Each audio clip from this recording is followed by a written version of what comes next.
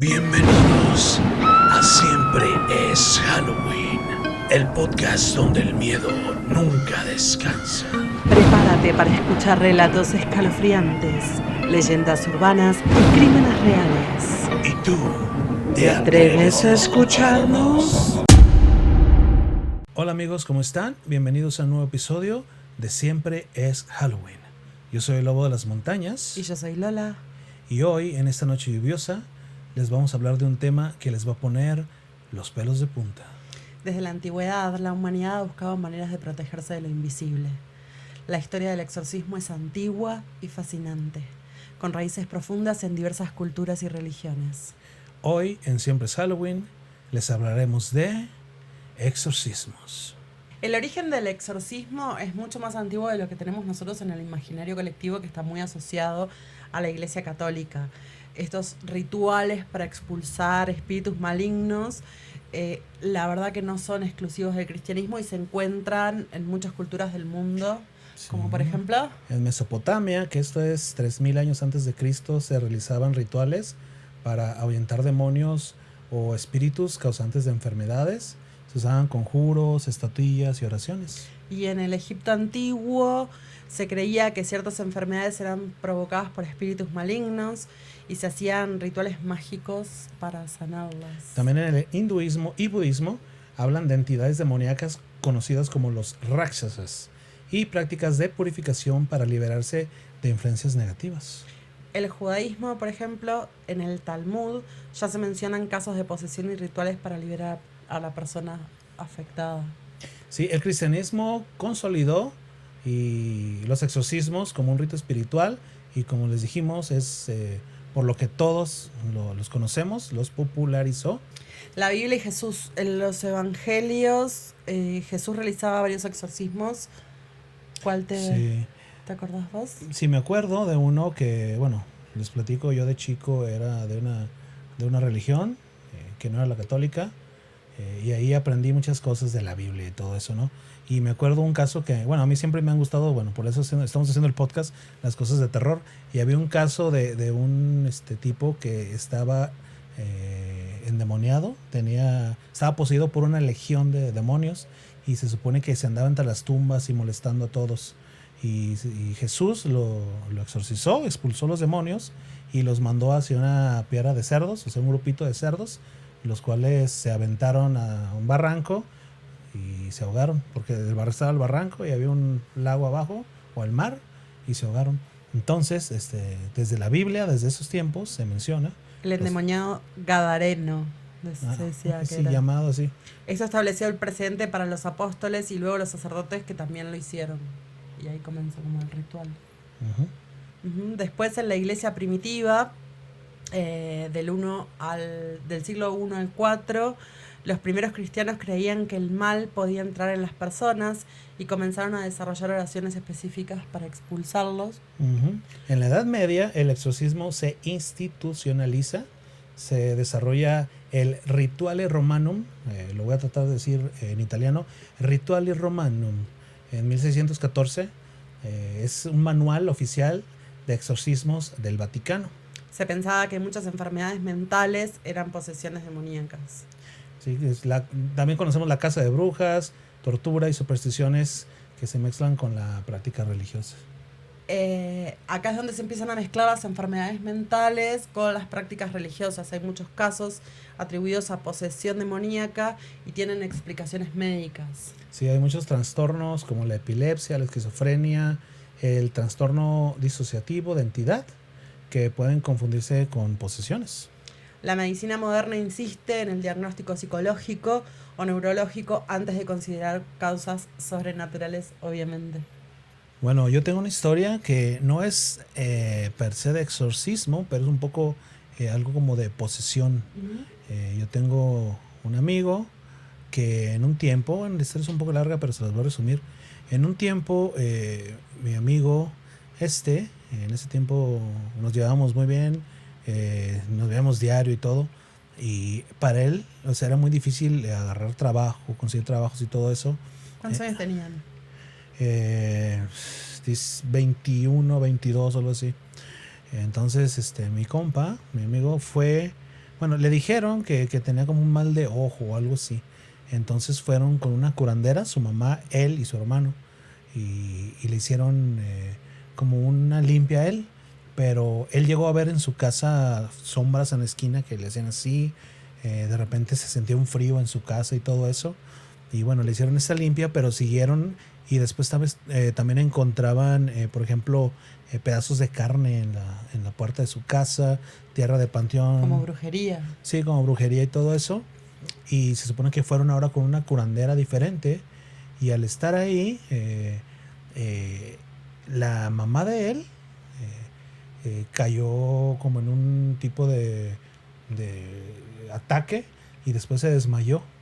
Y esto me lo platicó la señora. De hecho, me acuerdo que eso fue un 1 de enero, bueno, un 31. Y no sé, las cosas se pusieron terroríficas y nos agarramos platicando cosas de terror. Y bueno, la señora cayó y dice mi compa que la señora se levantó y empezó a hablar, pero dice, pero la voz que salía de mi mamá no era la voz de mi mamá. O sea, era la voz de otra persona. Entonces ahí fue como poseída por un espíritu que estaba ahí, que dicen que a veces los espíritus están esperando el momento para... Porque según eso los espíritus, lo que quieren, los espíritus malignos, lo que quieren es venir al mundo de los vivos, ¿no? Entonces, pues le hicieron un tipo de... Ahí no fue exorcismo así de que va de reto, satán y todo, pero la señora se agarró haciendo varios rezos y todo, y la señora reaccionó y ya. Pero, o sea, Bien parecido a las películas, ¿no? Sí. Y ahí entra todo el historial de películas que hemos visto. sí, hay muchas películas que hablan de los exorcismos, como la del exorcismo de Emily Rose, la del exorcista, El Rito. ¿Cuáles conoces tú? Requiem. Requiem. Es una película alemana, no la Requiem, que la de drogadictos. ¿Esa era Requiem por un sueño? Sí, pues Requiem. Sí. Aquí la traducción es Requiem por un sueño. Está la de Deliver Us from Evil, que está chida. Ujú. Está la de... Bueno, hay muchas de El exorcismos. exorcista del Lo de Papa, Believers, que lo fuimos a ver al cine, creo, muy buenas. La monja.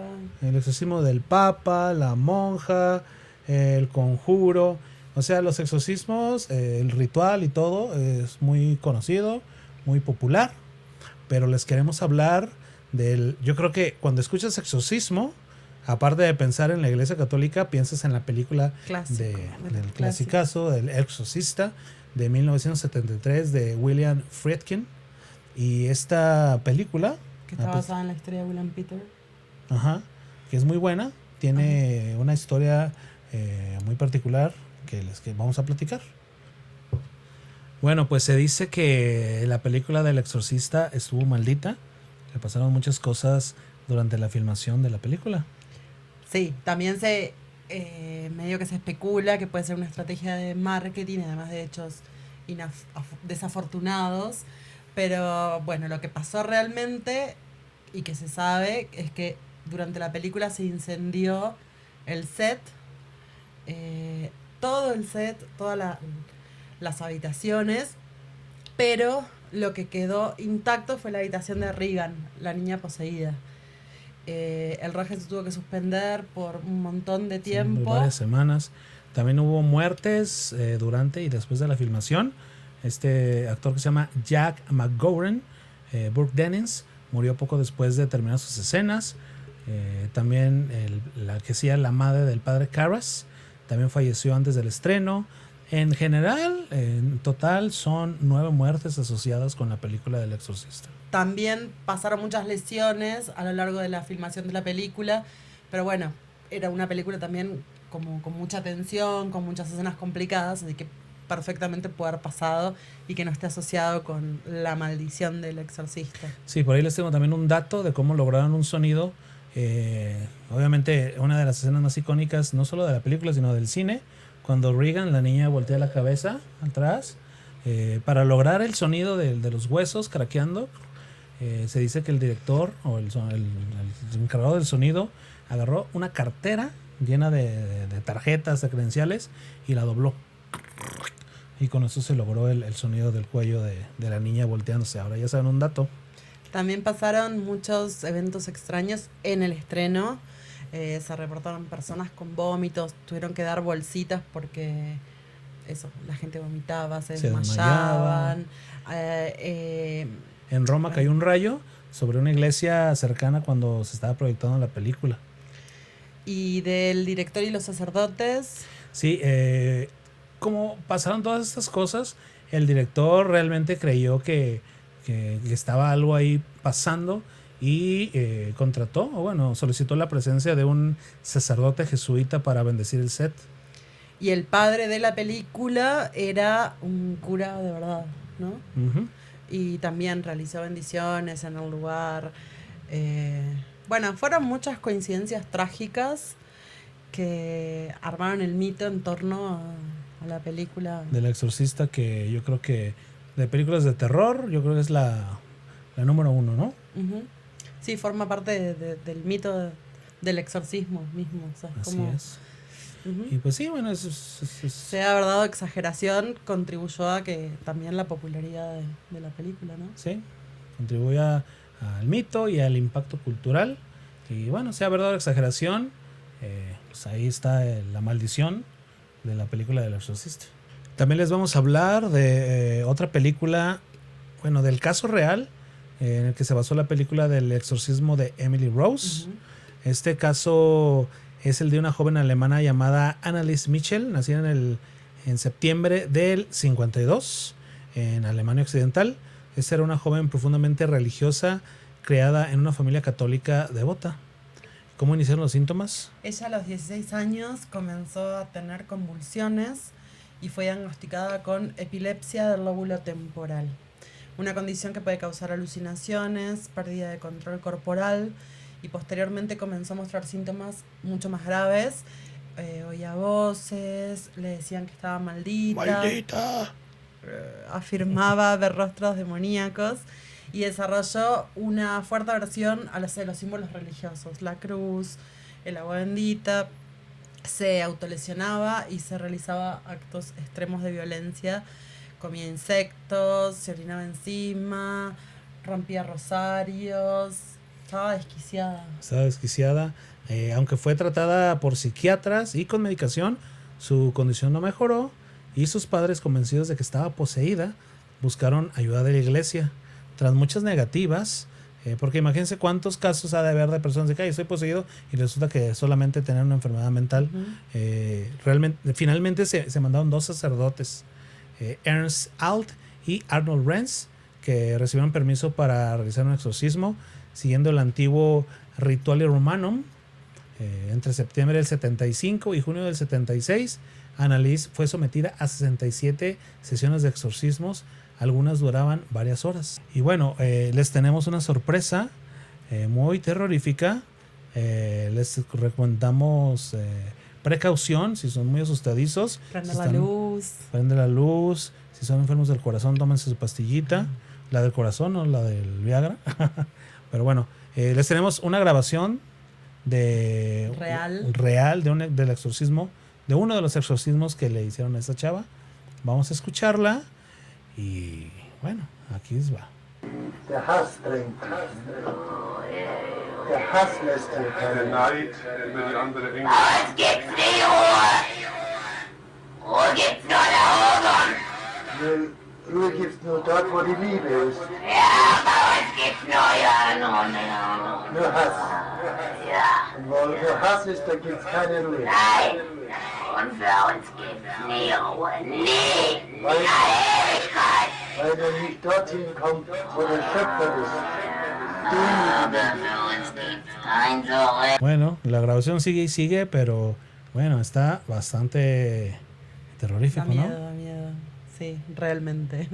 Finalmente, Anneliese murió el 1 de julio de 1976 y tenía solo 23 años. Cuando murió deshidratada y pesaba 30 kilos. Sus padres y los 2 sacerdotes fueron acusados de homicidio por negligencia, porque se concentraron tanto en exorcizarla que, bueno, nada, se fue desvaneciendo y... Sí, en el juicio del 78 los médicos afirmaron que Anneliese sufría de trastornos mentales, mientras que los religiosos sostenían que fue una posesión demoníaca. Al final todos fueron condenados a 6 meses de prisión condicional y 3 años de libertad condicional. Entonces es un caso muy polémico. 3 años de prisión y 3 años de libertad condicional. Así es. Ajá. Este caso, como les decíamos, fue la inspiración para la historia del exorcismo de Emily Rose, que es de 2005, Buena película. que es una mezcla de horror y drama judicial, por esto mismo del juicio, Sale el juicio y todo al final. protagonizada por Jennifer Carpenter, la pueden Como ver. Emily Rose. Ajá. Y también inspira películas alemanas como Requiem, que les habíamos contado, más concentrada en el aspecto psicológico y no tanto del juicio. Ujú. Bueno, casos reales hay en todo el mundo. En Filipinas se hacen muchos exorcismos masivos. En India las mujeres actúan como mediadoras espirituales. En el Vaticano aumentaron los exorcismos a partir de 2018. Y bueno, en Guadalajara tenemos un caso para traer acá a la realidad de México, de un niño de 10 años que llegó este caso a la prensa local porque sus padres comenzaron a ver que actuaba raro, tenía episodios violentos, hablaba en otras lenguas, hablaba con personas que no estaban ahí, y lo primero que hicieron obviamente fue llevarlo a una psicóloga. La especialista se le fue como de las manos, entendió que tenía comportamientos muy inusuales y ella solicitó la intervención de un sacerdote. Y entre los dos fueron como observando al niño, hicieron varias sesiones conjuntas y hay grabaciones de esas sesiones donde se escucha que el niño habla con una voz grave, completamente distinta a la voz que tenía en realidad, y después esas grabaciones fueron analizadas para ver si no tenían algún truco y no se halló manipulación digital, y el caso quedó registrado con un informe, con un diagnóstico poco claro, y hasta el día de hoy permanece sin explicación. Así que en tus tierras pasan cosas. Así es. Y este caso, lo que, como varios, nos dejan un poco pensando si en realidad es real o es algún trastorno psicológico, que nosotros queremos darle una explicación más mística, y bueno, al final pueden ser enfermedades como epilepsia, esquizofrenia, que se mezclan ahí, se confunden con posesión, aunque hay médicos que afirman haber visto lo inexplicable, ¿no? Como esta psicóloga que ella misma pidió que un sacerdote la ayude a hacer las sesiones porque se han visto fuerza desmedida, idiomas desconocidos, levitación, y no le han encontrado una explicación. Yo te pregunto a ti, Lola, ¿tú qué piensas? A mí me cuesta creer en lo inexplicable. O sea, creo que es eso. La psicología y la psiquiatría tienen como una respuesta más científica, si se quiere, de todos estos episodios. Me cuesta mucho creer que un cura pueda... Creo que el cerebro tiene un montón de recovecos y mucha capacidad y Pero, por ejemplo, puede alucinar. En casos donde personas han hablado idiomas ya muertos o idiomas que nunca, o sea... Pero es que no sabemos, quizás... no sé. Sí, no, a mí también se me hace difícil creer, pero, o sea, en general en lo sobrenatural, pero tengo muchas historias de mi propia madre, que a mí me consta que mi madre no es mentirosa, muchas personas que me dicen y les pasan. Entonces, no sé, pues, bueno. Me cuesta creer que a través de un exorcismo, que un cura venga, diga unas frases con la cruz y no sé qué, se vaya un demonio. O sea, sí, no digo que la Iglesia Católica mienta, ni que la gente que pasó por estas cosas, pero creo que son casos... ¿Crees que pueda pasar que pueden rayar la locura? Yo que me sea inclino como o sea, una persona que cree que está exorcizada y le haces el ritual, se cura por eso. También es como, puede ser. Terapia ¿cómo es? De exposición. También puede así. ser que la misma persona, al verse sometida a ese ritual, luego... se convence de que ya no está más poseída. Sí, a mí me cuesta creer, la verdad. Sí, pues ustedes qué piensan, ¿es real o es trastorno mental? Comenten y díganos qué piensan. Pero bueno, como podemos... Quizás el misterio no es el demonio, sino el humano enfrentándose a lo inexplicable, ¿no? Así es. Bueno, y ahora viene la parte de la recomendación que siempre les hacemos. Tenemos 2 películas. Vamos a empezar con el estreno. Tenemos una nueva y una vieja. Empecemos con la nueva. Fuimos al cine a ver esta película de 28 años después, que es la secuela de la película de 28 años después, que yo creo que todos conocemos, muy buena, del director Danny Boyle, con Cillian Murphy. Y bueno, ¿te gustó la película? ¿De qué trata? Bueno, pasaron casi 3 décadas desde el brote de virus de la rabia y un pequeño grupo de sobrevivientes reside en una isla fortificada.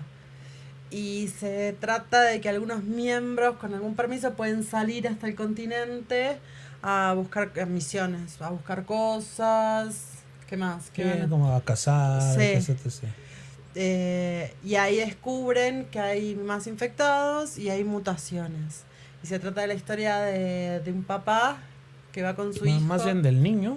Bueno, sí, exacto. Es la historia de un niño de 12 años Ujú. que su papá lo saca pues a cazar. Y ahí se encuentran con que hay zombies alfa, Ujú. ¿no? Y de ahí Que son gigantes, que son muy poderosos. La historia comienza, toda la película, si bien es como muy... ¿Te gustó? Sí, me gustó esto que iba a decir, que tiene como partes muy de dilema moral, de crecimiento de los personajes. El niño... Bueno, no les vamos a spoilear mucho, pero el niño tiene una curva de personaje muy interesante. Sí. Que empieza bien de niño y después de repente lo ves que le van pasando cosas Y se hace y- hombrecito. y se hace hombre. Pero bueno, hay datos que tenemos aquí de la película. Como saben, es la secuela de la primera, que es 28 años después, con Cillian Murphy. Está planeada también otra secuela, que será la tercera parte, que se va a llamar The Bone Temple. Si ven la película, van a relacionar lo que pasa en la película con lo que va a pasar acá. El director es Danny Boyle. El de las 2 primeras. La tercera va a ser, creo que otro que se llama Alex Garland o algo así. ¿Y a Pero ti te gustó? a mí me gustó. Y yo no sabía que era de Danny Boyle, pero como como el ritmo de la película y todo, la música que usaba y todo, como que dije, a ver, ¿quién la dirigió? Se me hace que como que estaba sospechando. Y ya cuando al final salió ahí Danny Boyle, dije, ok. O sea, Danny Boyle es muy famoso por varias películas, pero yo creo que la más famosa que tiene es Transporting, ¿no? Ajá. Que eso es peliculón. Sí, y se nota en la fotografía un manejo de los planos que tiene como reminiscencias así de Transpotting. O sea, todas las secuencias peligrosas del niño enfrentándose a estos infectados están filmadas de una forma que a mí eso se me hizo muy interesante. Sí, y fue parcialmente filmado por un iPhone 15 Pro Max. Sí, Para por que cámaras vean. pequeñas que le dieron como más agilidad, Ujú. además de achicar el presupuesto y... La banda sonora, o sea, las rolas que salieron a mí me encantaron. Es todo muy inglés, a mí me gusta mucho como el género del rock británico y todo eso, me encantó. O sea, a la película yo sí le pongo ¿qué será? Un 8, 7, 5, 8. Sí. ¿A vos te faltó un poco de acción? No, ¿No? sí tiene mucha acción, ¿no? Tiene mucha acción y tiene mucho también que deja pensar, que llega como el corazón de la historia. Sí. Que eso es para que lo descubran ustedes en Sí. el cine. Y la secuela se espera que se estrene el 16 de enero del 26 y esa va dirigida por Nia Da Costa. Entonces, por esta vez, la reseña y es reseña Es y buena. recomendación. Sí, si les gusta el terror y... Si les gustó la primera, Si les gustó la primera, y si no la vieron, no pasa nada. O sea, se entiende la historia, tiene algo de terror, tiene un estilo visual muy particular y tiene un trasfondo filosófico que para mí es como la joyita de la película. y tiene buenas rolas. Entonces, es un thumbs up para esta película. Les tenemos la segunda reseña, que en este caso va a ser una película clásica o viejita del 95. Yo me acuerdo de haberla visto cuando era adolescente y me dejó Sí. en ese tiempo pues impactado. Hace poco la subieron en Netflix, por si la quieren ver. Están todos los que nos vean aquí en México o nos escuchan en México, porque a veces Netflix tiene catálogos diferentes, depende del país. Está ahí el Copycat, de director John Emil. Es un thriller psicológico de crimen y misterio, ¿no? ¿De qué trata la película, Lola? La trama va de la doctora Helen Hudson, que traumatizada y agorafóbica tras un ataque que sufrió, en colaboración con una detective, comienzan a intentar detener a un asesino en serie que imita crímenes de los grandes asesinos en serie. De ahí el nombre Copycat. Ujú. Y ella podría ser la próxima víctima. Entonces, está muy buena porque en realidad la mayor parte de la atención pasa en su departamento. Sí. O sea, es una película que no tiene muchas locaciones. Para los que no sepan, agorafobia es el miedo a salir a la calle o a tratar con personas. Y bueno, este asesino imita crímenes de asesinos seriales muy famosos. Creo que imitó uno del Zodiaco, imitó uno del Son of Sam, muchos asesinos que próximamente vamos a estar hablando también. Pero bueno, la película a mí me encantó, es muy buena. Sí, es un clásico de los 90, sí, Uh-huh. de asesinos en series que nos encantan. Fue opacada por Seven, o sea, la verdad que de la época, si bien fue una película que estuvo muy buena, que costó entre 20 y 27 millones y recaudó 32, o sea que le fue bien.